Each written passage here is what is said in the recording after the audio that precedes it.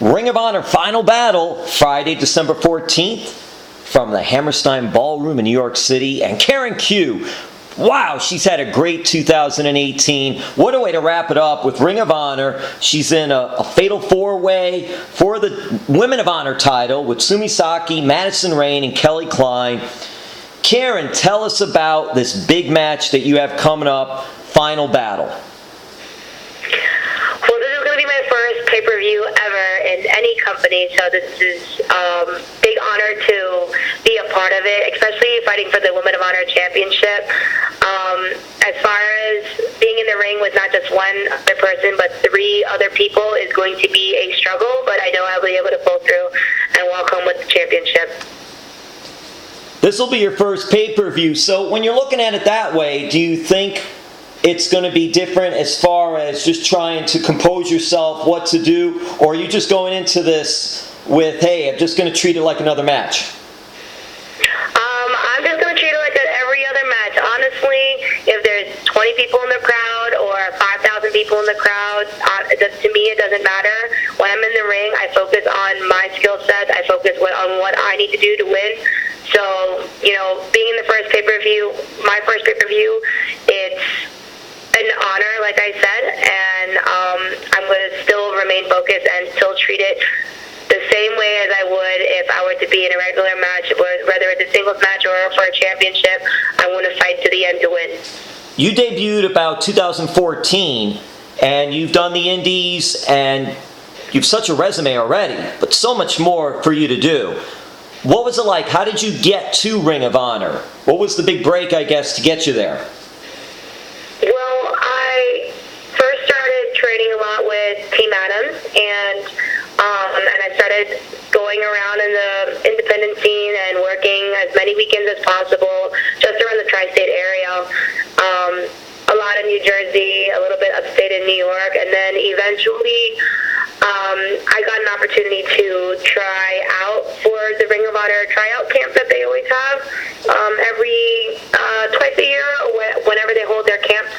I tried out for their camp, and they really liked me. And I'll never forget, Christopher Daniels told me, and he said, "Karen, you're ready, but your gear, you're not ready for TV." And I was just excited, but I was also defeated. So I needed to push myself to really take this serious instead of just being a wrestler and having good wrestling matches. I need to create Karen Q.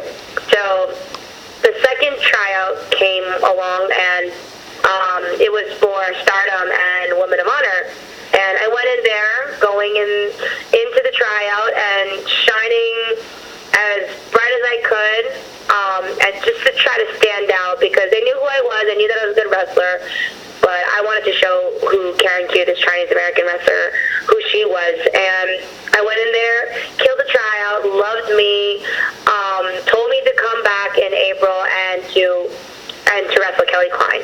And from there, I had a singles. That was my first debut match at Ring of Honor and Women of Honor, and I beat Klein by count out. I don't understand why she is so angry about that, because she's always had this character of no one can submit me, but I still am the first person to ever beat her. So just throwing that out there, since she's going to be in this Fatal Fourway with me. And so from there, I just kind of had a winning streak. I beat Deonna Purrazzo, I beat Sumie Sakai before, and I know that I can walk away with this championship. Was there one thing in particular you did different from the first tryout to the second tryout? I definitely created more of a character. I showed more of my side as your personality? The ring. Yes, my personality. I had a personality. I mean, I did have a personality when I was wrestling, but they kind of wanted to see more, because when you're a wrestler, it's not just about being a great wrestler in the ring, and I think that's what they saw me at first, but I was also this bland girl that just didn't stick out, and what was really missing was, showing not only my personality, but, looking the part. And a lot of people don't realize that when you just come don't stand out and you don't look like a superstar. So when I started to put my Chinese symbol on my chest and, accentuating the red and the gold and in my gear and wearing the Chinese jacket, like, people knew and started to notice me just by my looks alone. And then I can impress them by being in the ring and being able to speak different languages.